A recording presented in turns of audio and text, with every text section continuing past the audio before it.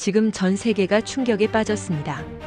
일본이 20년간 무기 성능을 조작해왔다는 사실이 폭로됐기 때문이에요. 가짜 영상, 조작된 점수, 검증 없는 1위. 그 허상이 한순간에 무너졌습니다. 그런데 진짜 사건은 그 다음이었어요. 한국의 실제 무기 시험 데이터가 공개되자 국제사회가 경악했습니다. 전 항목 최고점. 실전 기록 100%. 일본이 20년간 지켜온 1위 자리가 단 하루 만에 뒤집혔어요. 대체 무슨 일이 벌어진 걸까요? 지금 공개합니다. 구독과 좋아요 눌러주세요. 안녕하세요. 저는 제임스 클라이드입니다. 미국 국방부 국제무기평가국에서 수석조사관으로 일하고 있죠. 지난 25년간 전 세계 무기 체계를 분석하고 등급을 매기는 일을 해왔습니다. 소련의 붕괴도 지켜봤고 걸프전의 무기 혁명도 현장에서 기록했어요. 그런 제가 최근 충격적인 사실을 발견했습니다. 세계 무기 평가 시스템이 완전히 조작되어 있었다는 진실이에요. 그날은 국제무기등급평가위원회의 연례 발표가 있는 날이었습니다. 워싱턴 회의실에서 위원장이 마이크를 잡았죠. 올해 세계 1위 지대공 미사일은 일본의 신형 모델이라고 선언했어요. 저는 고개를 끄덕이며 메모장에 체크 표시를 했습니다. 역시 기술은 일본이라고 속으로 생각했죠. 정밀함과 정교함의 대명사가 바로 일본 방위 산업이라고 저는 한 번도 의심해 본 적이 없었거든요. 일본은 제2차 세계대전 때부터 정밀공학의 본고장이었잖아요. 그 기술력이 방산 분야에서도 빛을 발하는 건 당연한 거라고 생각했습니다. 그 다음은 한국 무기 평가 순서였어요. 솔직히 말씀드리면 저는 한국 부분은 대충 넘기려고 했습니다. 한국이요? 글쎄요, 제가 아는 한국은 삼성 스마트폰이나 잘 만드는 나라였어요. 무기 기술은 완전히 다른 차원의 문제거든요. 반도체 찍어내는 거랑 미사일 만드는 건 하늘과 땅 차이잖아요. 저는 서류를 대충 넘기며 확인했습니다. K9 자주포가 77점으로 B등급을 받았고 FA50 경전투기는 74점으로 역시 B등급이었죠. 저는 속으로 생각했어요. 실전형 무기니까 이 정도면 충분하지 않나 싶었죠. 한국 무기는 기술적 정교함보다는 현장에서 굴리는데 특화된 무기라고 저는 늘 분류해왔거든요. 쉽게 말하면 저가형 대량 생산품이라는 거예요. 폴란드가 한국 전차를 대량 구매했다는 뉴스를 봤을 때도 저는 코웃음을 쳤습니다. 돈 없는 나라가 싼 거 사는 거지 뭐 대단한 거라고요. 미국이나 독일 무기 살 여력이 안 되니까 차선책으로 한국 걸 고른 거라고 생각했어요. 그런데 문서 하단에 적힌 내용이 눈에 들어왔습니다. 한국 무기는 시험 항목 12개 모두 실전 기록이 제출되어 있었어요. 반면 일본 무기는 시험 항목 12개 중 10개가 서류 검증으로 대체되어 있었죠. 저는 잠깐 멈칫했습니다. 뭔가 이상하다는 느낌이 스쳐 지나갔어요. 하지만 저는 그냥 페이지를 넘겼습니다. 일본은 기술이 워낙 정교하니까 굳이 실전 검증이 필요 없을 거라고 스스로를 납득시켰죠. 한국은 기술력이 부족하니까 실전 데이터라도 많이 내야 점수를 받을 수 있는 거라고 해석했어요. 발표가 끝나고 기자회견이 시작됐습니다. 각국 언론사 기자들이 손을 들고 질문을 쏟아냈어요. 대부분은 예상된 내용들이었죠. 바로 그때 한 외신 기자가 손을 들었습니다. 그의 질문은 회의장 분위기를 단번에 바꿔놓았어요. 일본 신형 지대공 미사일의 최근 5년간 수출 실적이 0대로 알고 있는데 왜 세계 1위냐고 물었죠. 순간 회의장 공기가 묘하게 뒤틀리는 게 느껴졌습니다. 위원장이 잠깐 말을 더듬었어요. 일본의 무기 수출 정책에는 특수한 사정이 있다고 얼버무렸죠. 저는 그 대답에 크게 신경 쓰지 않았습니다. 그래도 일본인데 뭔가 이유가 있겠지 하고 넘겼거든요. 일본은 헌법상 무기 수출에 제한이 있으니까 수출이 적은 거지 기술력이 없어서 못 파는 게 아니라고 생각했어요. 오히려 수출을 안 해서 기술 유출을 막고 있다고 긍정적으로 해석했습니다. 하지만 그 숫자만큼은 머릿속에서 지워지지 않았어요. 0이라는 숫자가 계속 맴돌았습니다. 세계 최고 성능의 미사일이 5년 동안 단 한 대도 안 팔렸다는 게 아무리 생각해도 이상했죠. 반면 한국은 어떤가요? 폴란드, 호주, 노르웨이, 중동까지 안 파는 데가 없잖아요. 물론 저는 그것도 가격 덤핑 때문이라고 치부했습니다. 품질로 승부 못하니까 싸게 파는 거라고요. 회의가 끝나자마자 저는 사무실로 돌아왔어요. 습관적으로 컴퓨터를 켜고 스웨덴 국제평화연구소 데이터베이스에 접속했습니다. 이 기관은 전 세계 무기 거래를 객관적으로 추적하는 곳으로 유명하죠. 저는 방산 수출 통계 페이지를 열어봤어요. 화면에 뜬 숫자들이 저를 멈추게 만들었습니다. 한국의 방산 수출액이 200억 달러를 돌파했다고 나와 있었거든요. 저는 눈을 의심했습니다. 200억 달러라니요. 그 옆에는 일본의 수치가 있었어요. 연평균 1억 달러 미만이었고 실제 수출 영대 기록도 포함되어 있었죠.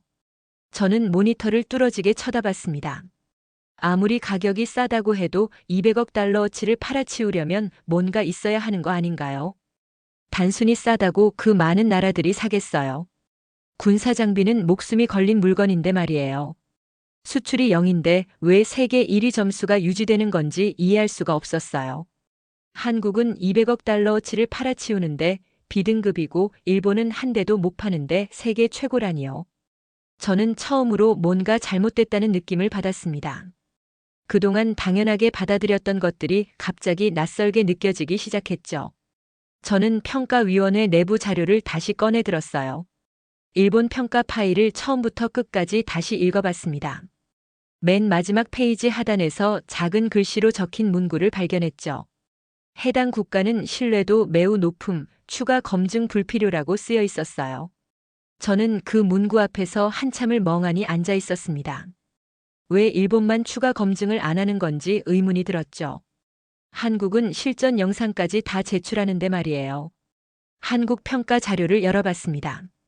실사격 기록이 빼곡히 정리되어 있었어요.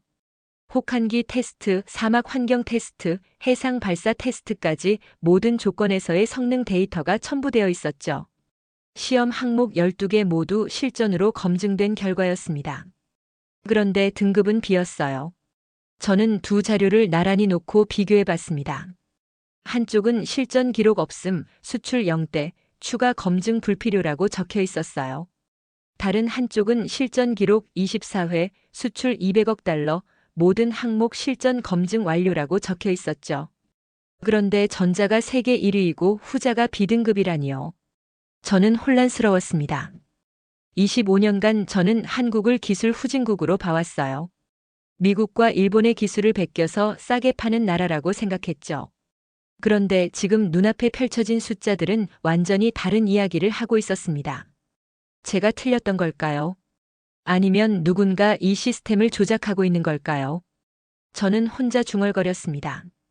한국 무기는 실전용이고 일본은 기술이라고 생각했다고요. 하지만 실전 기록도 없고 수출도 0이라면 대체 무엇을 근거로 1위라고 한 건지 스스로에게 물었죠. 답이 나오지 않았습니다. 제 머릿속에서 처음으로 한국을 향한 무시가 흔들리기 시작했어요. 수출도 없고 실전도 없고 검증도 없는 무기가 어떻게 10년 연속 세계 1위를 차지할 수 있는 건지 도무지 이해가 안 됐습니다. 그날 밤 저는 잠을 이루지 못했습니다. 0이라는 숫자가 머릿속에서 떠나지 않았거든요. 다음 날 아침 일찍 사무실에 출근해서 일본 방위성이 제출한 지대공 미사일 자료를 처음부터 다시 살펴보기로 했어요. 25년 경력의 조사관으로서 뭔가 놓친 게 있을 거라고 생각했습니다. 일본이 세계 1위를 받은 데는 분명히 합당한 이유가 있을 거라고 믿었죠. 자료 첫 페이지에는 화려한 수치들이 나열되어 있었습니다. 요격 성공률 99%, 오차 반경 0.8m, 반응 속도 2초라고 적혀 있었어요. 정말 완벽한 수치였죠. 미국의 패트리어트 미사일과 비교해도 손색이 없는 성능이었습니다. 저는 고개를 끄덕이며 페이지를 넘겼어요. 역시 일본이구나 싶었죠. 그런데 다음 페이지에서 제 손이 멈췄습니다. 실전 기록 항목에 딱 한 줄이 적혀 있었거든요. 해당 없음이라고요. 저는 눈을 비비고 다시 봤습니다. 분명히 해당 없음이라고 쓰여 있었어요. 실전 기록이 아예 없다는 뜻이었죠. 요격 성공률 99%라면서 실전에서 한 번도 쏴본 적이 없다니요. 그럼 이 99%는 대체 어디서 나온 숫자란 말인가요? 저는 속으로 합리화를 시도했습니다. 일본은 평화헌법 때문에 실전 경험이 없을 수밖에 없다고요. 시뮬레이션과 훈련 데이터만으로도 충분히 성능을 검증할 수 있다고 생각했어요. 미국도 신형 무기 개발할 때 시뮬레이션을 많이 활용하니까요. 하지만 마음 한구석에서 뭔가 찜찜한 느낌이 사라지지 않았습니다.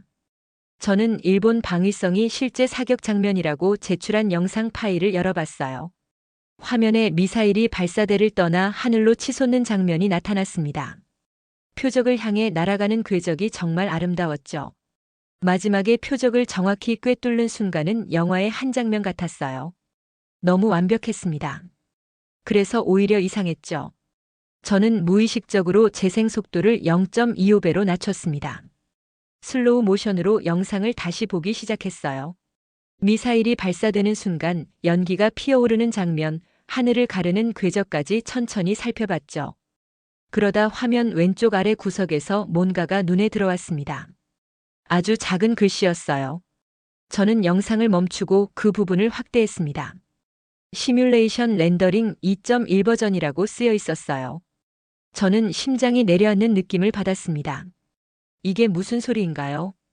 실제 사격 장면이라고 제출한 영상이 컴퓨터 그래픽이었다니요. 저는 영상을 처음부터 다시 재생했습니다. 알고 보니 모든 게 설명이 됐어요. 왜 그렇게 완벽했는지, 왜 먼지 하나 없이 깨끗했는지, 왜 카메라 흔들림조차 없었는지 말이에요. 이건 단순한 실수가 아니었습니다. 의도적인 기만이었어요. 일본 방위성이 평가위원회에 가짜 영상을 진짜라고 속여서 제출한 거였죠. 저는 손이 떨리기 시작했습니다.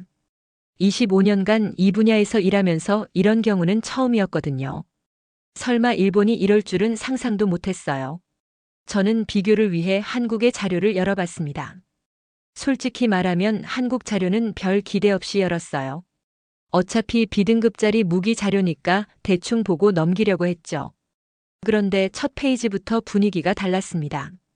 실전 사격 24회라고 큼지막하게 적혀 있었거든요. 혹한기 실사격 기록이 있었어요. 영하 30도의 시베리아급 추위에서 미사일을 발사한 영상이었죠. 화면에는 병사들의 입김이 하얗게 피어오르고 있었고 발사대에는 서리가 잔뜩 끼어 있었습니다. 그 상태에서 미사일이 정상 발사되는 장면이 고스란히 담겨 있었어요. 사막 실사격 기록도 있었습니다.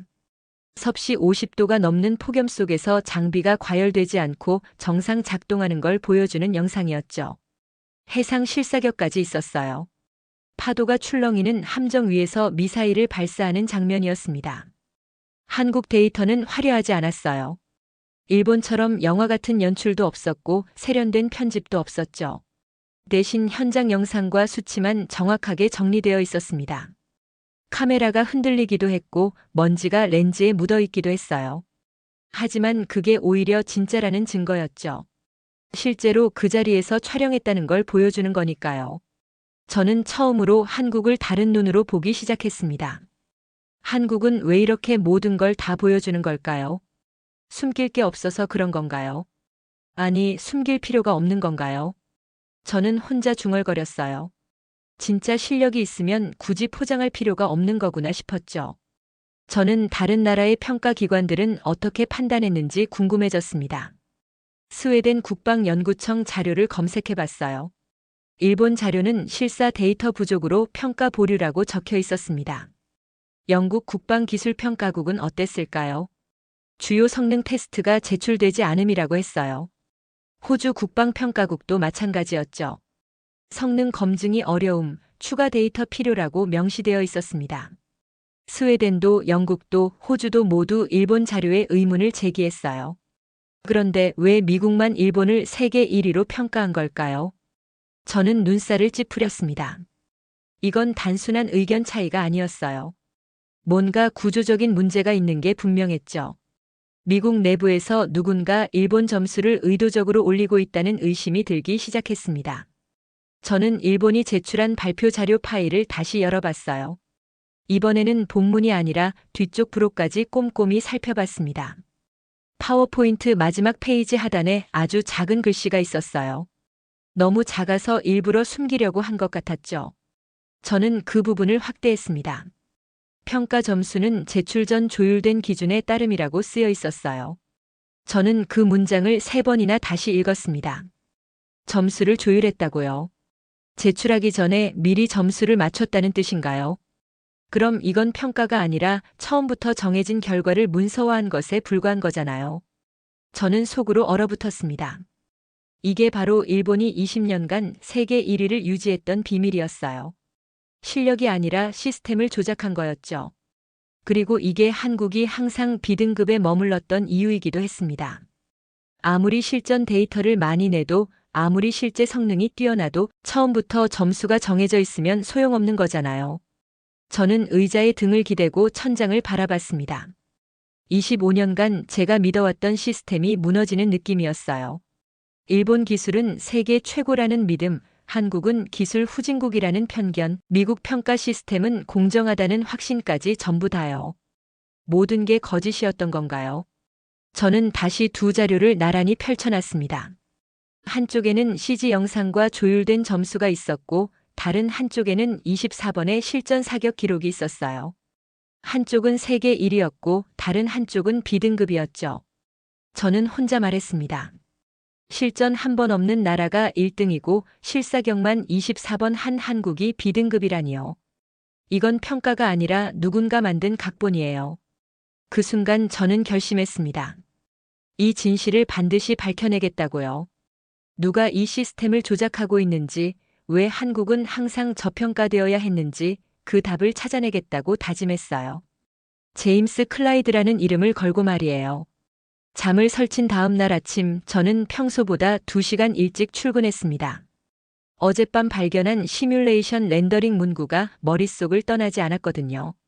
단순히 일본이 자료를 대충 낸 정도가 아닐 수도 있다는 생각이 들었어요. 뭔가 더 큰 그림이 있을 것 같았습니다. 저는 미국 국방부 평가 서버에 접속해서 일본의 지대공 미사일 성능 점수가 지난 10년간 어떻게 기록됐는지 추적해보기로 했어요. 서버에 접속하자마자 이상한 점이 눈에 들어왔습니다. 일본 미사일의 세부 항목별 기록이 화면에 떴는데 숫자들이 도저히 말이 안 됐거든요. 실전 발사 기록은 0회였어요. 실사격 영상도 없었고요. 심지어 결함 보고가 3차례나 있었습니다. 주요 성능 시험도 미제출 상태였죠.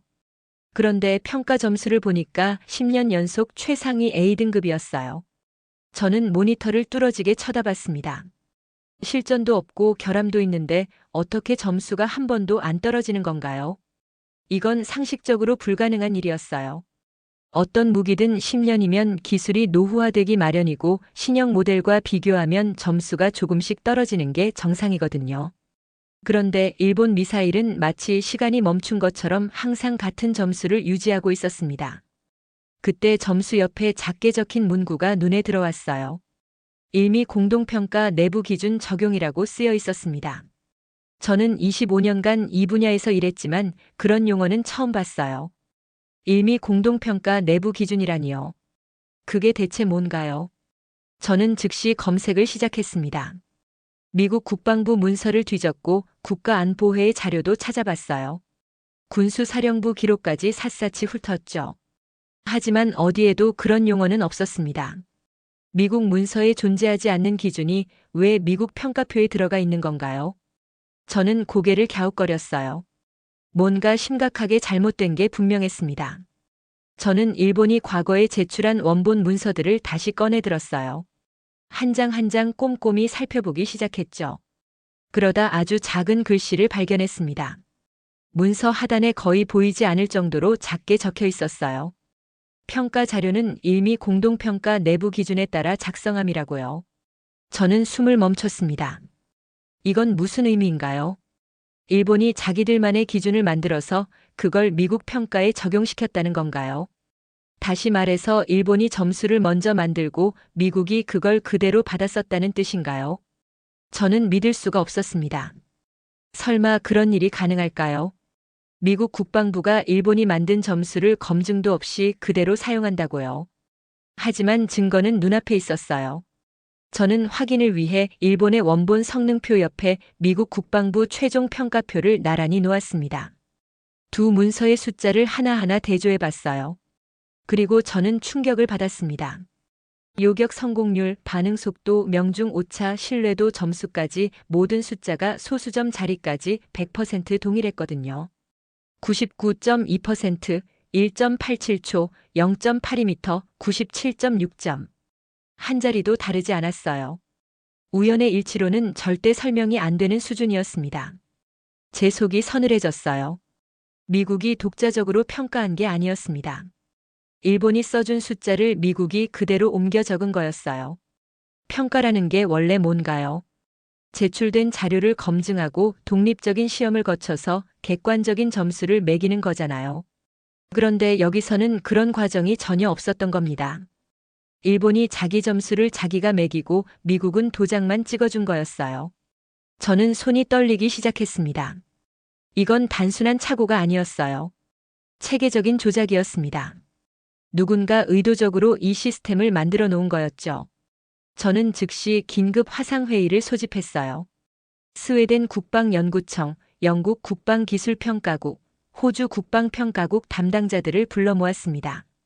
다른 나라들은 일본을 어떻게 평가했는지 직접 확인하고 싶었거든요. 화상회의가 연결되자 저는 바로 본론으로 들어갔습니다. 일본의 지대공 미사일이 제대로 실전 검증된 적이 있느냐고 물었어요. 세 기관 담당자들의 대답은 한결같았습니다. 스웨덴 담당자가 먼저 입을 열었어요. 실사 데이터가 거의 없었다고 했습니다. 영국 담당자도 고개를 저었죠. 자료 미제출이 많아서 평가 자체가 보류됐다고 했어요. 호주 담당자는 더 단호했습니다. 자신들은 검증 불가로 결론 냈다고 했죠. 그리고 호주 담당자가 한마디를 덧붙였어요. 그 한마디가 제 등을 오싹하게 만들었습니다. 그런데 미국만 왜 최고 등급을 줬냐고 물었거든요. 화면 속 세 사람의 눈이 저를 향했어요. 저는 대답할 수가 없었습니다. 스웨덴도 영국도 호주도 모두 일본 자료가 검증 불가능하다고 판단했는데 왜 미국만 최고 등급을 줬을까요? 저도 그 답을 모르고 있었으니까요. 화상회의를 끝내고 저는 한참 동안 멍하니 앉아 있었습니다. 이건 일본 혼자서 할 수 있는 일이 아니었어요. 미국 내부에 협력자가 있어야만 가능한 구조였죠. 누군가 일본의 조작을 도와주고 있는 겁니다. 저는 마지막으로 평가 직전에 서버 접속 기록을 조회해 보기로 했어요.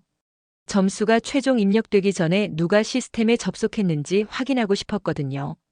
서버 로그를 열어보는 순간 저는 소름이 돋았습니다. 평가 결과 발표 3분 전에 점수 입력창에 접속한 계정이 있었거든요. 화면에 표시된 이름은 14번 평가 고문 계정이었어요. 저는 그 계정이 뭔지 알고 있었습니다. 국방부 고위 평가관만 사용할 수 있는 가장 높은 권한의 계정이거든요.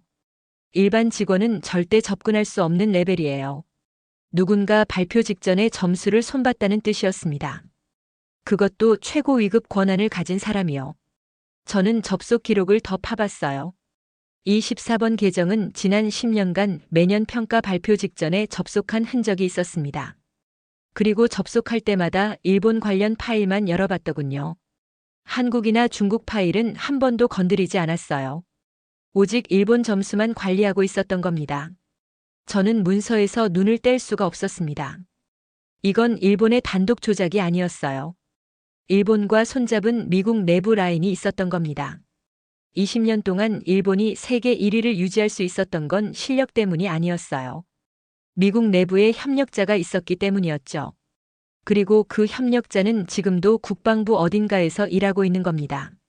저는 분노와 충격과 두려움이 동시에 밀려오는 걸 느꼈습니다. 분노는 25년간 속아왔다는 사실 때문이었어요. 충격은 미국 국방부 내부에 배신자가 있다는 사실 때문이었죠. 두려움은 이 진실을 밝히면 제 커리어가 끝날 수도 있다는 생각 때문이었습니다. 하지만 저는 여기서 멈출 수 없었어요. 저는 혼자 중얼거렸습니다. 우리가 평가한 게 아니었다고요. 일본이 만든 점수를 미국이 받아 적고 있었던 거라고요. 이건 평가 시스템의 문제가 아니라 국가 간 담합의 문제였어요. 그리고 그 담합의 가장 큰 피해자는 바로 한국이었습니다. 아무리 실력이 있어도 아무리 실전 데이터를 쌓아도 처음부터 게임이 조작되어 있으면 이길 수가 없으니까요. 저는 이제 돌이킬 수 없는 진실 앞에 서 있었습니다. 이 진실을 세상에 알릴 것인가 아니면 모른 척하고 조용히 은퇴할 것인가. 선택의 기로에 놓인 거였죠. 하지만 25년간 진실을 추구해온 조사관으로서 저는 이미 답을 알고 있었습니다. 진실은 반드시 밝혀져야 한다고요. 저는 더 이상 서류만 들여다보고 있을 수 없었습니다.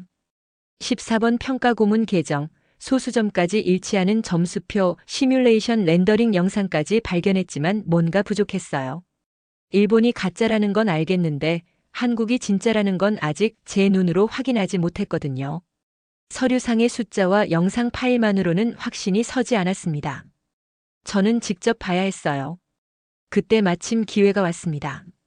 한국 국방부에서 미국 평가단을 초청한다는 공문이 도착한 거예요. 서해안 시험장에서 진행되는 전략무기 실사격 훈련을 참관하라는 내용이었죠. 저는 즉시 참가 신청서를 제출했습니다. 상관은 의아한 표정을 지었어요. 클라이드, 자네가 왜 한국까지 가려고 하느냐고 물었죠. 저는 대답했습니다. 직접 확인해야 할 게 있다고요. 비행기가 인천공항에 착륙할 때 저는 창밖을 내다봤습니다. 한강이 보였고 빼곡하게 들어선 고층 빌딩들이 눈에 들어왔어요. 솔직히 말하면 저는 한국에 대해 아는 게 별로 없었습니다. 삼성, 현대, K-팝 정도가 전부였죠. 무기기술 강국이라는 이미지는 전혀 없었어요. 그래서 더 궁금했습니다. 서류상으로는 대단해 보이는데 실제로도 그런지 말이에요. 공항에는 한국 국방부 관계자가 마중 나와 있었습니다. 깔끔한 정장을 입은 중년 남성이었어요. 그는 유창한 영어로 인사했습니다. 클라이드 조사관님 환영합니다. 긴 비행 힘드셨죠? 저는 악수를 나누며 대답했어요. 괜찮습니다. 빨리 시험장을 보고 싶군요. 그는 미소를 지었습니다. 내일 새벽에 출발합니다.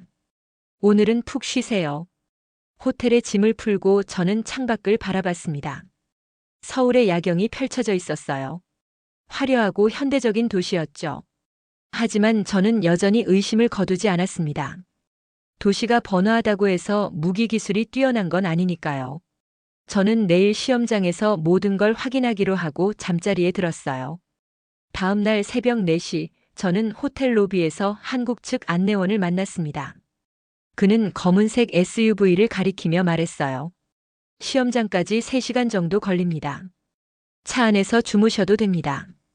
저는 고개를 저었어요. 괜찮습니다. 잠이 안 올 것 같으니까요. 사실 긴장이 됐거든요. 25년 경력의 수많은 무기 시험을 봐왔지만 이번은 뭔가 달랐습니다. 차는 서울을 벗어나 서쪽으로 달렸습니다. 도시의 불빛이 점점 멀어지고 어둠이 짙어졌어요. 창밖으로 논밭과 작은 마을들이 스쳐 지나갔습니다. 안내원이 말했어요. 오늘 시험할 무기는 현모호입니다. 저희가 가장 자신 있는 전략 무기죠. 저는 물었어요. 현모호요? 어떤 무기입니까?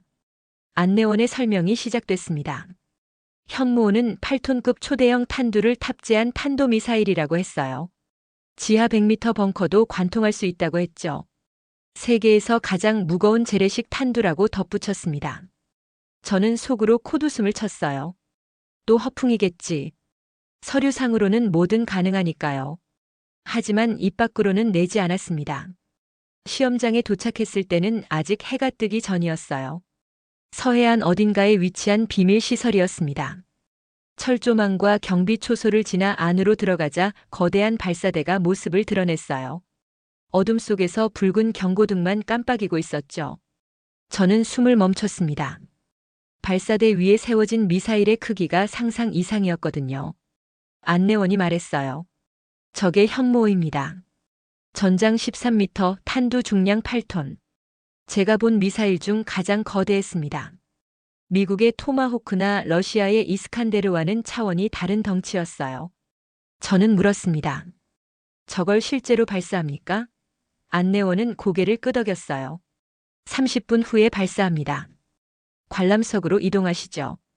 관람석은 발사대에서 2km 떨어진 언덕 위에 있었습니다. 방탄 유리로 된 대형 창문 너머로 발사대가 한눈에 보였어요. 이미 몇몇 외국 무관들이 자리를 잡고 있었습니다. 영국, 호주, 폴란드 국기를 단 군복들이 보였죠. 저는 구석 자리에 앉아 쌍안경을 꺼내 들었어요. 발사 10분 전 안내방송이 울려 퍼졌습니다. 한국어와 영어로 번갈아 나왔어요. 발사 10분 전입니다. 모든 인원은 관람석에서 대기하십시오. 저는 심장이 빨라지는 걸 느꼈습니다. 25년간 이 분야에서 일했지만 이렇게 가까이서 대형 탄도미사일 발사를 보는 건 처음이었거든요. 발사 5분 전 발사대 주변의 모든 조명이 꺼졌습니다. 칠흑 같은 어둠 속에서 미사일의 윤곽만 희미하게 보였어요. 정막이 내려앉았습니다. 바람 소리조차 들리지 않는 것 같았죠. 저는 쌍안경을 눈에 바짝 붙였어요. 손이 살짝 떨리고 있었습니다. 발사 1분 전 스피커에서 카운트다운이 시작됐습니다. 60초, 59초, 58초. 숫자가 줄어들 때마다 긴장감이 높아졌어요. 관람석의 모든 사람이 숨을 죽이고 있었습니다. 저도 마찬가지였죠. 30초, 29초, 28초. 발사대 주변에서 연기가 피어오르기 시작했어요. 엔진이 예열되고 있는 거였습니다. 10초, 9초, 8초. 저는 무의식적으로 의자 팔걸이를 움켜쥐었습니다. 5초, 4초, 3초, 2초, 1초. 그리고 발사. 그 순간을 어떻게 표현해야 할지 모르겠습니다. 먼저 빛이 왔어요.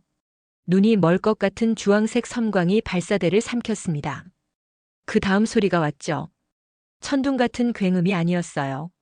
그보다 훨씬 깊고 묵직한 소리였습니다. 뱃속까지 울리는 저음이 관람석 전체를 뒤흔들었어요.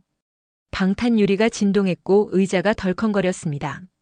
미사일이 발사대를 떠나 하늘로 치솟았습니다. 거대한 화염 기둥이 지상을 밀어내며 솟구쳤어요. 새벽 어둠을 찢으며 올라가는 불기둥은 마치 용이 승천하는 것 같았습니다. 저는 입을 벌린 채 그 광경을 바라봤어요. 말이 나오지 않았습니다.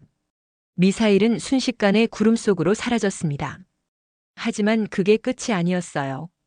안내원이 옆에서 말했습니다. 30초 후 표적 지점에 도달합니다. 60km 떨어진 무인도에 설치된 벙커가 표적이었죠. 저는 다시 쌍안경을 들었습니다. 그리고 30초 후 수평선 너머에서 두 번째 섬광이 터졌습니다. 잠시 뒤 굉음이 들려왔어요. 지연된 소리였지만 그 위력은 분명했습니다. 관람석 바닥이 미세하게 흔들렸거든요. 60km나 떨어진 곳의 폭발인데도 여기까지 진동이 전해진 겁니다. 안내원이 태블릿을 보여줬습니다. 드론이 촬영한 표적 지점 영상이었어요. 지하 벙커가 완전히 뚫려 있었습니다. 콘크리트 잔해가 분화구 주변에 흩어져 있었고 깊은 구멍이 뚫려 있었죠. 안내원이 말했어요. 지하 80m까지 관통했습니다. 저는 할 말을 잃었습니다. 저는 그 자리에 얼어붙은 채 서 있었어요. 25년간 수많은 무기 시험을 봐왔지만 이런 건 처음이었습니다. 서류상의 숫자가 아니라 실제로 눈앞에서 벌어진 일이었어요. 8톤 탄두가 지하 벙커를 관통하는 위력을 직접 목격한 겁니다. 이건 핵무기 없이 핵무기급 파괴력을 구현한 거였어요. 저는 안내원에게 물었습니다. 이 수준의 시험을 얼마나 자주 합니까? 그가 대답했어요. 연간 24회 이상입니다.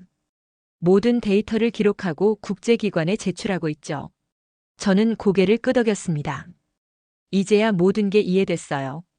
한국이 왜 실측 데이터 100%를 자신있게 제출했는지 말이에요.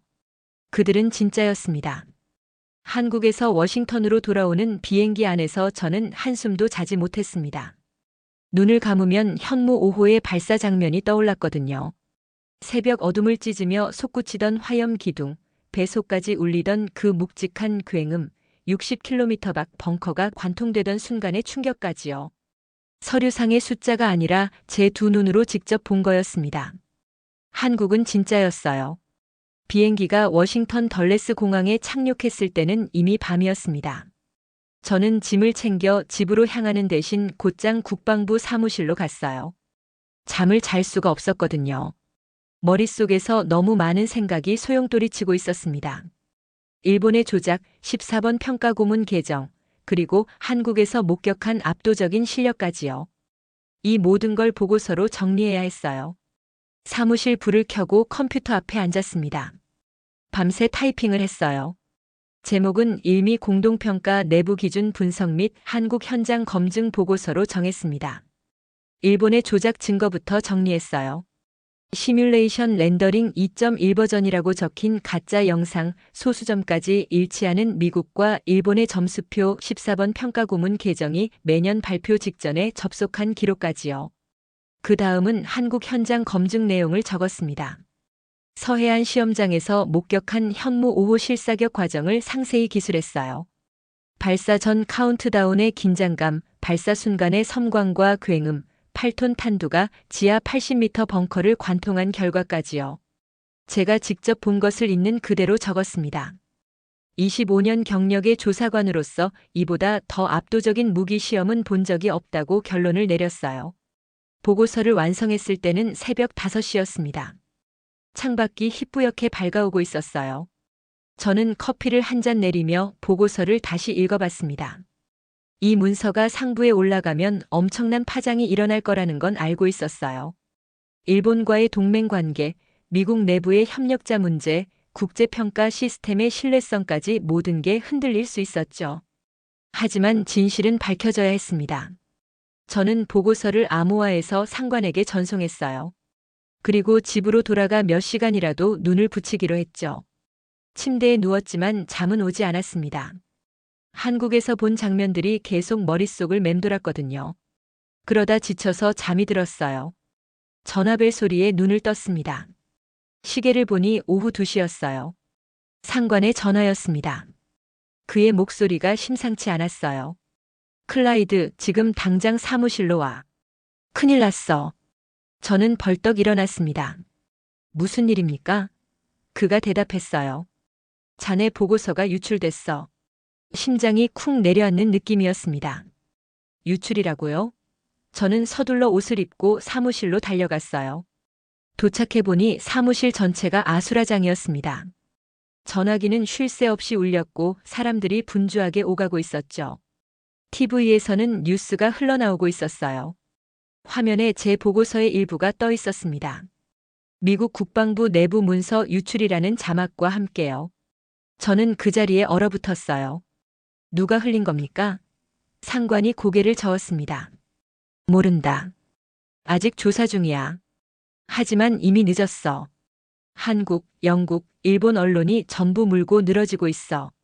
저는 TV 앞에 서서 뉴스를 지켜봤습니다. CNN이 먼저 보도하고 있었어요.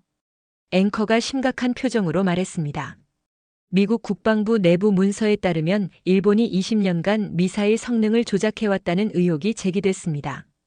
문서에는 일본이 제출한 실사격 영상이 사실은 컴퓨터 그래픽이었다는 내용이 포함되어 있습니다. 채널을 돌렸습니다. BBC도 같은 내용을 보도하고 있었어요. 영국 앵커가 말했습니다. 미국 고위 평가관이 일본 점수 조정에 관여했다는 정황도 드러났습니다. 이 문서가 사실이라면 국제무기평가 시스템 전체의 신뢰성이 흔들릴 수 있습니다. 한국 뉴스 채널로 돌렸어요. 한국 앵커는 더 자세한 내용을 전하고 있었습니다. 유출된 문서에는 한국 무기 체계에 대한 현장 검증 내용도 포함되어 있습니다. 미국 조사관이 직접 한국을 방문해 현무 5호 미사일 실사격을 목격했으며 25년 경력 중 가장 압도적이었다고 평가한 것으로 알려졌습니다. 저는 의자에 털썩 주저앉았습니다. 제가 쓴 문장들이 전 세계에 퍼지고 있었어요. 상관이 제 옆에 앉으며 말했습니다. 일단 진정해. 유출 경로는 조사할 거야. 하지만 내용 자체는 사실이잖아. 그게 문제야. 저는 고개를 끄덕였어요. 사실이기 때문에 더 파장이 큰 거였죠. 저녁이 되자 상황은 더 심각해졌습니다. 일본 언론도 이 소식을 전하기 시작했거든요. NHK 화면에 일본 방위성 건물이 보였어요. 기자들이 몰려들어 있었고 긴급 기자회견을 요구하는 소리가 들렸습니다. 일본 국민들도 SNS에서 들끓고 있었어요. 이게 사실이냐, 정부는 해명하라는 글들이 쏟아지고 있었죠. 제 전화기도 쉴 새 없이 울렸습니다. 동료들, 기자들, 심지어 예전에 연락이 끊겼던 학교 친구들까지 전화를 걸어왔어요. 저는 전화를 받지 않았습니다. 뭐라고 해야 할지 몰랐거든요. 제가 쓴 보고서가 이렇게 큰 파문을 일으킬 줄은 예상하지 못했어요. 밤 10시쯤 상관이 저를 불렀습니다. 그의 표정이 굳어 있었어요. 백악관에서 연락이 왔어. 내일 아침 긴급안보 회의가 소집됐어. 자네도 참석해야 해. 저는 고개를 끄덕였습니다. 알겠습니다. 그가 덧붙였어요. 보고서 내용이 사실인지 직접 확인하고 싶어 하는 것 같아. 자네가 한국에서 뭘 봤는지 설명해야 할 거야. 저는 집으로 돌아와 소파에 앉았습니다. TV를 켜니 아직도 뉴스가 이어지고 있었어요. 전 세계가 이 사건에 주목하고 있었습니다. 일본의 20년 조작 의혹, 미국 내부 협력자의 존재, 그리고 한국 무기 기술의 실체까지요. 제가 쓴 몇 장의 문서가 국제 정세를 뒤흔들고 있었어요. 저는 창밖을 바라보며 생각에 잠겼습니다. 내일 백악관에서 뭐라고 말해야 할까요? 하지만 답은 간단했어요. 진실을 말하면 됐습니다. 제가 일본 자료에서 발견한 조작의 증거들, 14번 평가고문 개정의 수상한 접속 기록, 그리고 한국 서해안 시험장에서 직접 목격한 현무 5호의 압도적인 위력까지요. 모두 사실이었으니까요. 저는 내일 회의를 위해 자료를 다시 정리하기 시작했습니다. 한국에서 찍어온 사진들, 현장에서 받은 기술 문서들, 발사 당시 기록한 메모까지요. 이 모든 게 증거가 될 거였어요. 제 25년 경력을 건 보고서였지만 후회는 없었습니다. 진실은 밝혀져야 했으니까요. 시계를 보니 새벽 1시였습니다. 몇 시간 후면 백악관에 가야 했어요. 저는 잠을 청해보려고 침대에 누웠습니다. 하지만 마음이 편하지 않았어요. 내일 어떤 일이 벌어질지 알 수 없었거든요. 일본은 어떻게 반응할까요? 미국 내부의 협력자는 누구일까요? 한국의 실력은 세상에 제대로 알려질까요? 눈을 감으니 다시 그 장면이 떠올랐습니다.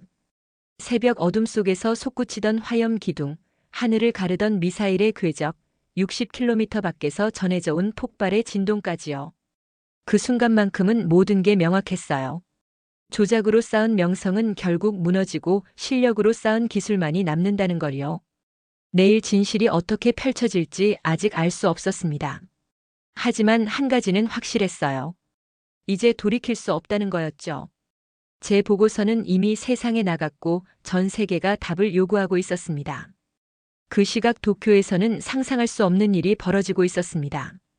새벽 2시 일본 방위성 건물 전체에 비상등이 켜졌어요. 긴급 소집 명령이 떨어진 거였죠. 고위 간부들이 잠옷 위에 코트만 걸치고 출근하는 모습이 목격됐습니다. 무슨 일인지 아는 사람은 아무도 없었어요. 다만 분위기가 심상치 않다는 건 모두가 느끼고 있었죠. 회의실에 간부들이 모였을 때 대형 스크린에는 CNN 뉴스가 흘러나오고 있었습니다. 미국 국방부 내부 문서 유출이라는 자막과 함께 충격적인 내용이 보도되고 있었어요. 일본이 20년간 미사일 성능을 조작해왔다는 의혹, 실사격 영상이 컴퓨터 그래픽이었다는 폭로, 미국 내부 협력자의 존재까지요. 회의실은 순식간에 얼어붙었습니다. 방위성 사무차관이 떨리는 목소리로 말했어요. 이게 무슨 상황입니까? 누가 설명해 주십시오. 아무도 대답하지 못했습니다. 모두가 서로의 눈치만 살피고 있었죠. 그때 한 간부가 조심스럽게 입을 열었어요. 미국 조사관이 작성한 보고서가 유출된 것 같습니다. 우리가 제출했던 자료들의 문제점이 낱낱이 적혀 있다고 합니다. 회의실에 공포가 퍼지기 시작했습니다. 시뮬레이션 렌더링 영상을 실제 발사 영상이라고 제출한 건 비밀이었거든요. 소수의 간부들만 알고 있던 사실이었죠. 그게 어떻게 미국 조사관에게 들통났는지 아무도 이해할 수 없었어요. 한 간부가 중얼거렸습니다. 끝났어. 우리는 끝났어. 새벽 4시 이 소식이 총리 관저에 전해졌습니다. 다카이치 사나의 총리는 잠에서 깨어나 보좌관의 보고를 들었어요. 처음에는 무슨 말인지 이해하지 못했습니다. 뭐라고요? 미국이 우리 자료가 조작이라고 발표했다고요? 보좌관이 고개를 숙였어요. 아직 공식 발표는 아닙니다만 내부 문서가 언론에 유출됐습니다. 전 세계가 보도하고 있습니다. 다카이치 총리는 벌떡 일어났습니다. 침실에서 거실로 뛰어나와 TV를 켰어요. CNN, BBC, NHK까지 모든 채널이 같은 뉴스를 전하고 있었습니다. 일본 조작 의혹이라는 자막이 화면 하단에서 흘러가고 있었죠. 그녀의 얼굴이 하얗게 질렸습니다. 누가 이런 짓을 한 거야? 그녀가 소리쳤어요. 보좌관들이 움찔했습니다. 총리님, 일단 진정하시고. 진정하라고? 다카이치가 책상을 내리쳤어요. 20년 동안 유지해온 시스템이 하룻밤 사이에 무너지고 있는데 진정하라고. 방위성 장관 당장 불러와. 새벽 5시 방위성 장관이 총리 관저에 도착했습니다. 그의 얼굴도 창백했어요. 다카이치 총리는 그를 노려보며 물었습니다. 설명해. 어떻게 된 거야? 장관이 더듬거리며 대답했어요. 미국 조사관이 우리 자료를 재검토한 것 같습니다. 실사격 영상의 시뮬레이션 렌더링 표기를 발견했고 점수표가 소수점까지 일치한다는 것도 알아냈습니다. 다카이치 총리의 눈이 커졌습니다.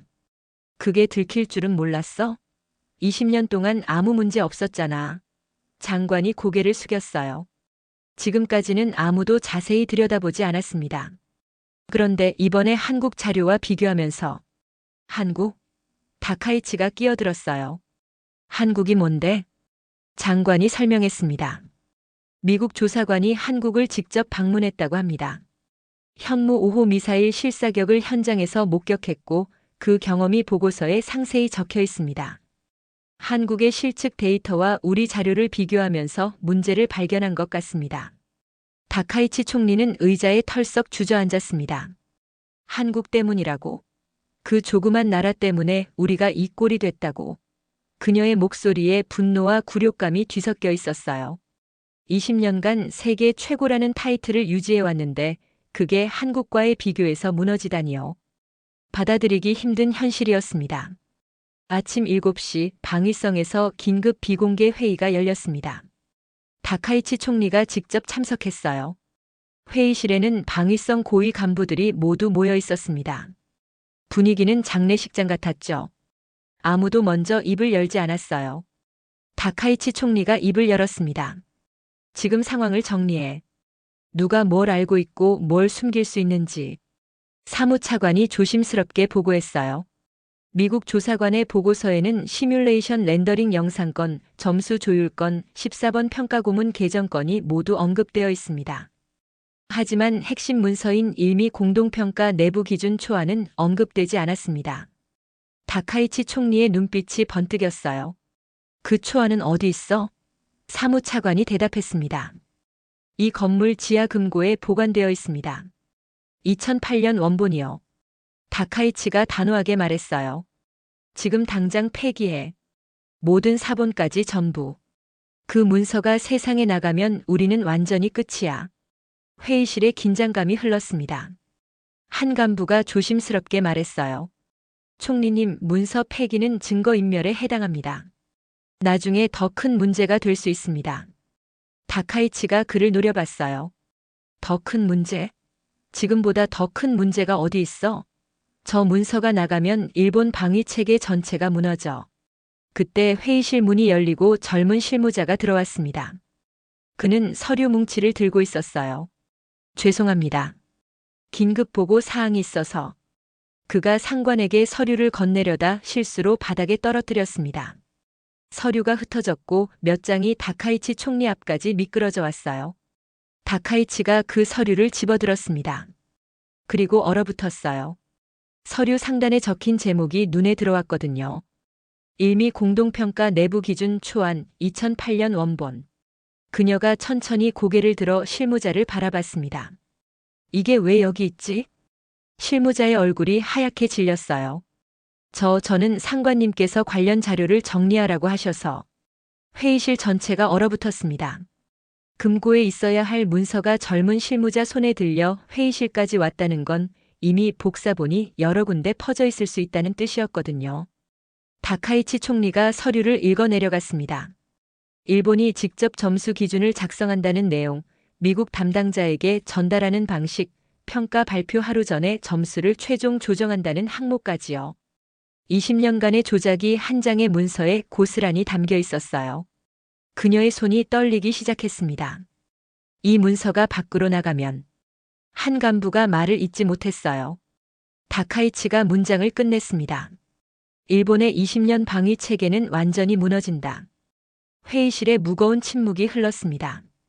그날 저녁 방위성 내부에서 예상치 못한 일이 벌어졌습니다. 한 중견 직원이 건물을 나서며 품속에 USB를 숨기고 있었거든요. 그는 20년간 방위성에서 일하면서 이 조작 시스템의 존재를 알고 있었어요. 하지만 조직의 일원으로서 침묵해왔죠. 그런데 오늘 회의실에서 벌어진 일을 보고 결심이 바뀌었습니다. 그는 집으로 돌아와 컴퓨터를 켰어요. 손이 떨렸지만 타이핑을 시작했습니다. 일본 방위성 내부 직원입니다. 20년간의 조작에 대한 증거를 제공하고 싶습니다. 메일은 일본의 한 탐사보도 전문 매체로 보내졌어요.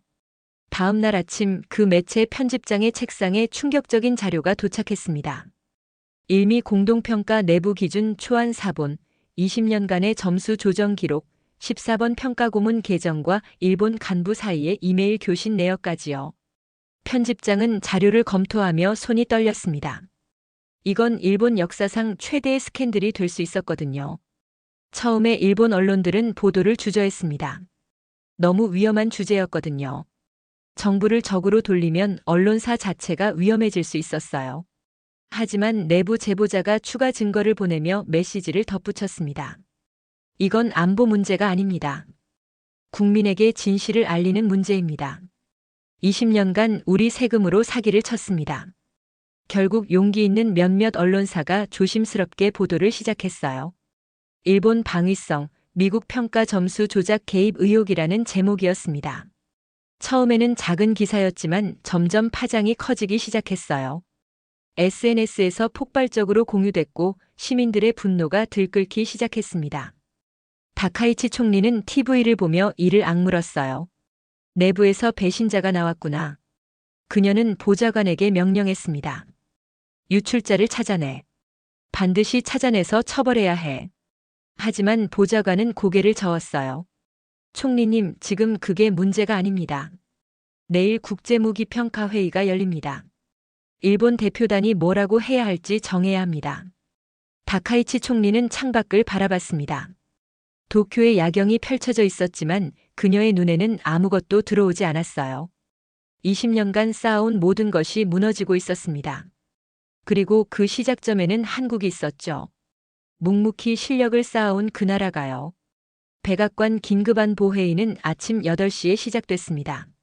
저는 회의실에 들어서며 긴장된 마음을 감추려 애썼어요. 국가안보보좌관, 국방부 차관, 합참의장까지 최고 위급 인사들이 이미 자리를 잡고 있었습니다.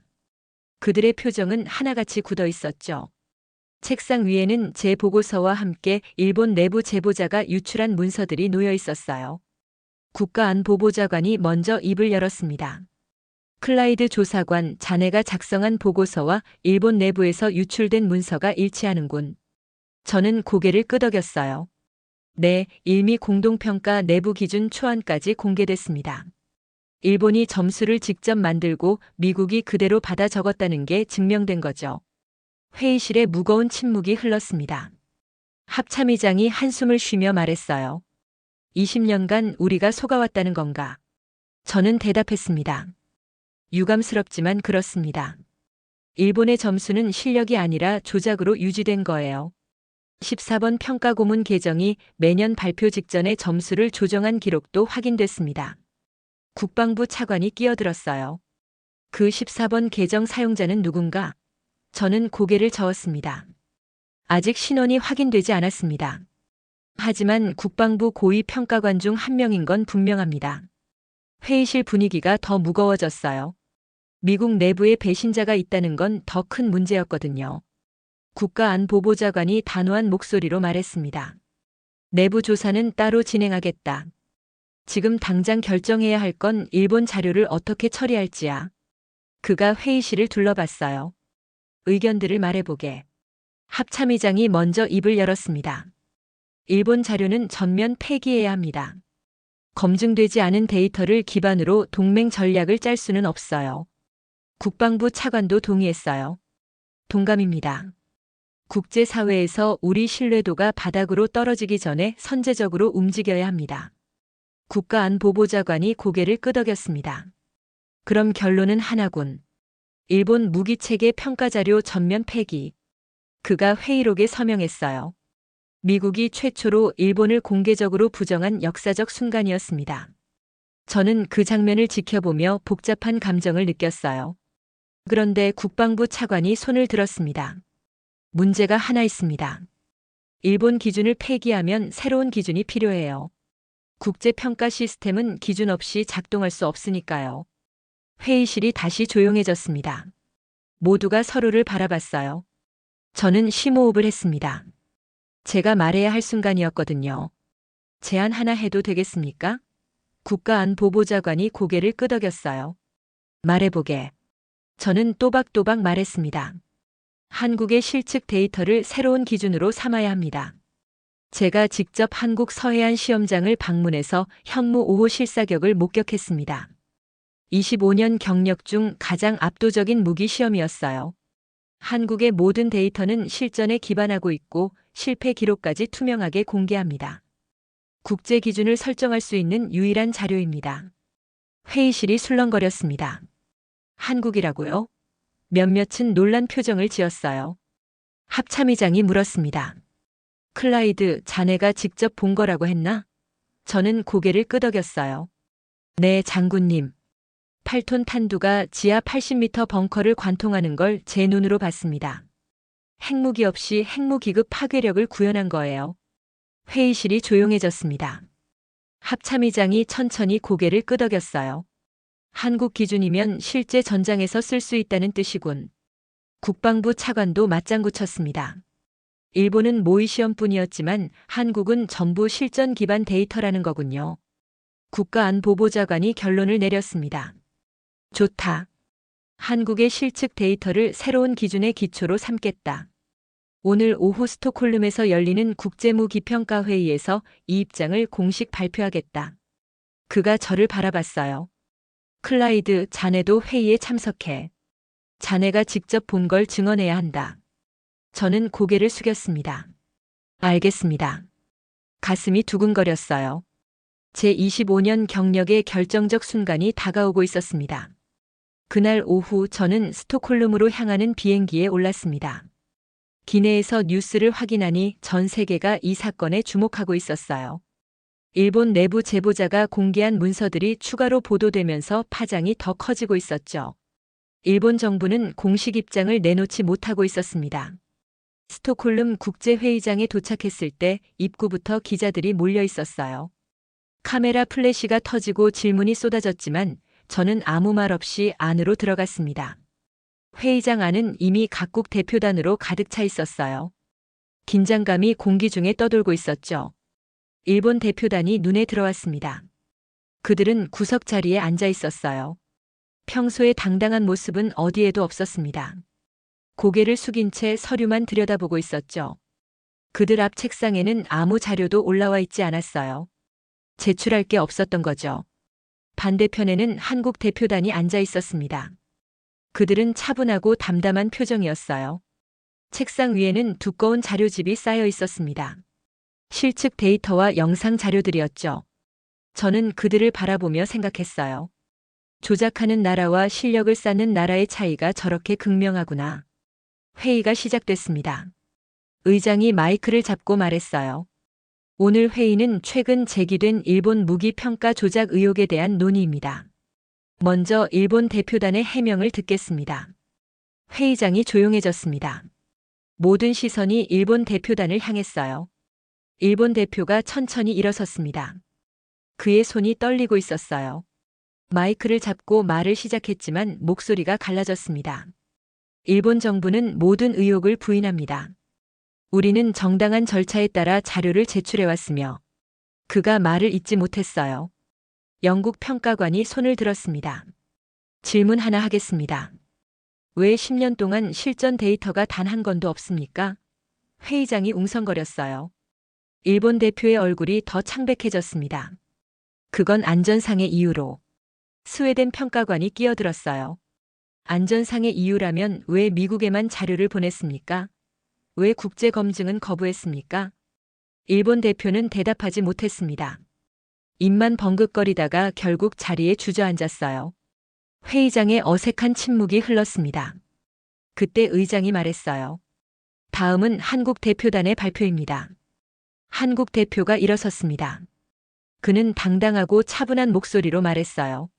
한국은 오늘 실측 데이터 100%를 제출합니다. 모든 자료는 실제 현장에서 측정하고 촬영한 것입니다. 그가 스크린에 영상을 띄웠어요. 저는 숨을 멈췄습니다. 그건 제가 직접 목격했던 현무 5호 발사 영상이었거든요. 새벽 어둠 속 발사대 카운트다운 소리 10, 9, 8, 7. 회의장 전체가 숨을 죽였어요. 5, 4, 3, 2, 1. 발사. 스크린 전체가 주황색 섬광으로 뒤덮였습니다. 스피커에서 그 묵직한 굉음이 울려 퍼졌어요. 미사일이 화염 기둥을 뿜으며 하늘로 치솟는 장면에 여기저기서 탄성이 터져 나왔습니다. 드론이 촬영한 표적 지점 영상도 나왔어요. 지하 80m 벙커가 완전히 관통된 모습이었죠. 회의장이 술렁거렸습니다. 스웨덴 평가관이 감탄하며 말했어요. 이건 실제 촬영입니까? 한국 대표가 고개를 끄덕였습니다. 네, 모든 영상에는 촬영 날짜, 시간, GPS 좌표가 포함되어 있습니다. 원본 파일의 메타데이터도 공개할 수 있습니다. 추가 영상이 이어졌어요. K9 자주포의 사막 환경 실사격, 천국 미사일의 혹한기 요격 시험, 해상에서 진행된 함대함 미사일 발사까지요. 모든 영상은 편집 없는 원본이었습니다. 카메라가 흔들리기도 했고 먼지가 날리기도 했어요. 하지만 그게 진짜라는 증거였죠. 저는 손을 들었습니다. 의장이 발언권을 줬어요. 저는 일어서서 말했습니다. 저는 미국 국방부 수석 조사관 제임스 클라이드입니다. 2주 전에 직접 한국 서해안 시험장을 방문해서 방금 보신 현무 5호 발사를 현장에서 목격했습니다. 회의장이 조용해졌습니다. 저는 계속했어요. 25년간 이 분야에서 일하면서 수많은 무기 시험을 봐왔습니다. 하지만 그날 본 것은 차원이 달랐어요. 8톤 탄두가 지하 벙커를 관통하는 위력을 눈앞에서 봤습니다. 한국의 데이터는 진짜입니다. 미국은 한국의 실측 데이터를 새로운 국제 기준의 기초로 삼을 것을 제안합니다. 회의장이 술렁거렸어요. 영국 평가관이 말했습니다. 미국의 제안에 동의합니다. 호주 평가관도 손을 들었어요. 호주도 지지합니다. 스웨덴 평가관이 말했습니다. 한국 자료는 국제 기준에 가장 부합합니다. 새로운 표준으로 삼기에 충분합니다. 의장이 마이크를 잡았습니다. 표결에 들어가겠습니다. 한국의 실측 데이터를 국제평가 기준의 새로운 기초로 채택하는 것에 찬성하시는 분은 손을 들어주십시오. 회의장 대부분의 손이 올라갔어요. 반대 없음 가결입니다. 그 순간 회의장에 박수가 터져 나왔습니다. 한국 대표단은 담담하게 고개를 숙여 인사했어요. 저는 그들을 바라보며 생각했습니다. 조작으로 쌓은 나라는 무너졌고 실력으로 쌓은 나라가 기준이 됐다고요. 이게 바로 진정한 실력의 차이였습니다. 일본 대표단은 고개를 들지 못한 채 회의장을 빠져나갔어요. 20년간 유지해온 세계 1위 타이틀이 한순간에 사라진 거였죠. 저는 그들의 뒷모습을 보며 씁쓸한 감정을 느꼈습니다. 거짓은 결국 무너지게 되어 있다는 걸 그들은 몰랐던 걸까요? 회의가 끝난 후 전 세계 언론이 헤드라인을 바꿔 달았습니다. 한국 기준이 세계 기준으로. 일본 방위력 조작 판명. 한국 실력이 패권을 바꾸다. 저는 그 기사들을 보며 생각에 잠겼어요. 역사가 바뀌는 순간을 제가 직접 목격하고 있었습니다. 스톡홀름에서 워싱턴으로 돌아오는 비행기 안에서 저는 창밖을 바라보며 생각에 잠겼습니다. 구름 위로 석양이 붉게 물들고 있었어요. 지난 한 달간 벌어진 일들이 영화처럼 머릿속을 스쳐 지나갔습니다. 서류에서 발견한 작은 의심, 시뮬레이션 렌더링 영상의 충격, 14번 평가 고문 개정의 발견, 그리고 한국 서해안 시험장에서 목격한 압도적인 장면까지요. 25년이었습니다. 25년간 저는 이 분야에서 일하면서 한국을 무시해왔어요. 삼성 스마트폰이나 잘 만드는 나라, 일본과 미국 기술을 베껴서 싸게 파는 나라라고 생각했죠. 폴란드가 한국 전차를 대량 구매했다는 뉴스를 봤을 때도 코웃음을 쳤어요. 돈 없는 나라가 싼 거 사는 거지 뭐 대단한 거냐고요. 저는 그렇게 확신에 차 있었습니다. 그런데 그 확신이 얼마나 어리석은 편견이었는지 이제야 깨달았어요. 한국은 제가 생각했던 그런 나라가 아니었습니다. 묵묵히 기술을 쌓고 실전으로 검증하고 데이터로 증명해온 나라였어요. 허풍이 아니라 실력으로 말하는 나라였죠. 저는 25년간 그걸 몰랐습니다. 아니, 보려고 하지 않았던 거예요. 비행기가 워싱턴에 착륙한 후 저는 집으로 돌아가지 않았습니다. 대신 국립문서보관소로 향했어요. 거기에는 한국 전쟁 당시 미군이 작성한 기록들이 보관되어 있거든요. 저는 왜 그랬는지 모르겠어요. 그냥 한국이라는 나라를 더 알고 싶었습니다. 문서보관소 열람실에 앉아 오래된 기록들을 넘겼어요. 1950년대 사진들이 눈에 들어왔습니다. 폐허가 된 서울, 굶주린 사람들, 무너진 건물들. 한국은 전쟁으로 완전히 파괴된 나라였어요. 아무것도 남지 않았던 나라였죠. 그런데 70년이 지난 지금 그 나라가 세계 무기 평가의 새로운 기준이 됐습니다. 저는 사진을 바라보며 생각했어요. 어떻게 이런 일이 가능했을까요? 잿더미에서 시작해서 어떻게 세계를 놀라게 하는 기술 강국이 됐을까요? 답은 하나밖에 없었습니다. 포기하지 않았기 때문이에요. 묵묵히 걸어왔기 때문이죠. 그날 밤 저는 아버지 생각을 했습니다. 아버지는 한국 전쟁에 참전했던 해병대원이었어요. 제가 어릴 때 아버지가 종종 하시던 말씀이 있었습니다. 한국 사람들은 절대 포기하지 않는다. 전쟁터에서 봤는데 그들은 맨손으로도 싸웠어. 총알이 떨어져도 먹을 게 없어도 물러서지 않더라. 그때는 그냥 옛날 이야기라고 생각했어요. 그런데 이제야 그 말의 의미를 알 것 같았습니다. 한국은 화려한 말로 세상을 속이지 않았어요. 일본처럼 가짜 영상을 만들지 않았고 점수를 조작하지 않았죠. 대신 실제로 미사일을 쏘고 실제로 벙커를 뚫고 실제로 데이터를 쌓았습니다. 실패하면 기록하고 분석하고 개선했어요. 그 과정을 숨기지 않았죠. 왜냐하면 숨길 필요가 없었으니까요. 진짜 실력이 있으면 포장이 필요 없는 거잖아요. 저는 한국 자료들을 다시 펼쳐봤습니다. 거기에는 실패 기록까지 공개되어 있었어요. 2015년 혹한기 시험에서 발사 지연 현상이 발생했다. 원인을 분석한 결과 연료 공급 밸브가 동결됐다. 2016년 개선형 밸브를 적용해서 문제를 해결했다. 이런 식으로 모든 과정이 투명하게 기록되어 있었죠. 일본이라면 절대 공개하지 않았을 내용이에요. 아니, 대부분의 나라들이 숨겼을 거예요. 하지만 한국은 달랐습니다. 실패를 숨기지 않아도 될 만큼 성공이 많았고 약점을 감추지 않아도 될 만큼 강점이 뚜렷했던 거예요. 그게 바로 진정한 자신감이었습니다. 며칠 후 저는 은퇴 결심을 했습니다. 25년간의 경력을 마무리할 때가 된 것 같았어요. 하지만 떠나기 전에 해야 할 일이 있었습니다. 저는 최종 보고서를 작성하기 시작했어요. 이번에는 조작 폭로나 기술 분석이 아니었습니다. 제가 배운 것들에 대한 기록이었죠. 보고서 첫 페이지에 이렇게 적었습니다. 나는 25년간 한국을 과소평가했다. 그것은 내 경력 최대의 실수였다. 한국은 저가형 무기 생산국이 아니다. 세계 최고 수준의 기술력을 가진 나라다. 다만 그들은 떠들지 않았을 뿐이다. 묵묵히 실력을 쌓고 있었을 뿐이다.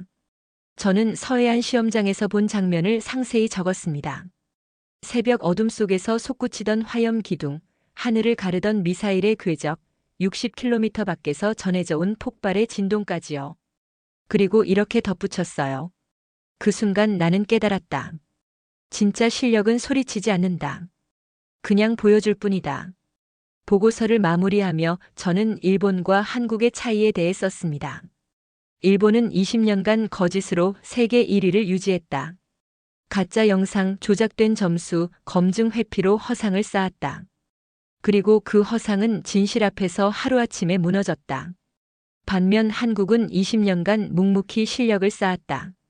실패를 기록하고 개선하고 다시 도전했다. 그리고 그 실력은 이제 세계의 기준이 됐다. 저는 마지막 문장을 이렇게 적었습니다. 조작으로 쌓은 것은 언젠가 무너진다. 하지만 실력으로 쌓은 것은 영원히 남는다. 한국은 그것을 증명했다. 은퇴식 날 동료들이 작은 파티를 열어줬습니다. 케이크를 자르고 악수를 나누며 저는 생각에 잠겼어요. 25년이라는 시간이 주마등처럼 스쳐 지나갔습니다. 그 중에서 가장 기억에 남는 순간이 뭐냐고 누군가 물었어요. 저는 웃으며 대답했습니다. 한국 서해안 시험장에서 새벽에 본 그 불꽃이요. 평생 잊지 못할 겁니다. 집으로 돌아온 저는 서재에 앉아 창밖을 바라봤습니다. 워싱턴의 밤하늘에 별이 반짝이고 있었어요. 저는 오래된 지구본을 돌려 한반도를 찾았습니다. 작은 땅덩어리가 거기 있었어요. 바다와 대륙 사이에 끼어 있는 작은 나라. 그런데 그 작은 나라가 세계를 놀라게 했습니다. 저는 혼자 중얼거렸어요. 대한민국이라고요. 그 이름을 입에 올리니 묘한 감정이 밀려왔습니다. 존경심이었어요. 처음으로 느껴보는 감정이었죠. 25년간 무시했던 나라에 대한 진심 어린 존경이었습니다. 며칠 후 저는 편지를 한 통 썼습니다. 한국 국방부 장관 앞으로요. 거기에 이렇게 적었어요. 존경하는 장관님께. 저는 미국 국방부에서 25년간 근무한 제임스 클라이드입니다. 최근 은퇴를 앞두고 이 편지를 씁니다. 저는 오랫동안 한국을 과소평가했습니다. 그것이 얼마나 어리석은 편견이었는지 이제야 깨달았습니다. 서해안 시험장에서 본 현무 5호의 발사는 제 인생에서 가장 압도적인 경험이었습니다. 한국의 기술력과 투명성에 깊은 존경을 표합니다. 묵묵히 실력을 쌓아온 귀국의 모든 연구원들과 기술자들에게 경의를 전합니다. 진정한 실력은 소리치지 않습니다. 그냥 보여줄 뿐입니다. 한국은 그것을 세상에 증명했습니다. 편지를 봉투에 넣으며 저는 생각했습니다. 한국은 분명히 더 높이 올라갈 거라고요. 지금까지 그래왔던 것처럼 묵묵히 꾸준히 실력으로요. 세상이 떠들어도 흔들리지 않고 남들이 무시해도 포기하지 않고 그렇게 한 걸음씩 나아가겠죠. 저는 창밖을 바라보며 마지막으로 중얼거렸습니다. 조작은 무너지고 실력은 남는다. 일본은 무너졌고 한국은 남았다. 역사는 결국 진실의 편이었다. 여러분, 이것이 제가 목격한 이야기입니다. 25년간 세계 무기 평가의 최전선에서 일했던 미국인이 직접 본 대한민국의 진짜 모습이에요. 저는 이 이야기를 전하고 싶었습니다. 묵묵히 실력을 쌓아온 나라, 거짓 없이 데이터로 말하는 나라, 실패를 두려워하지 않고 기록하는 나라. 그 나라의 이름은 대한민국입니다. 여러분은 그런 나라의 국민입니다. 자랑스러워하셔도 됩니다.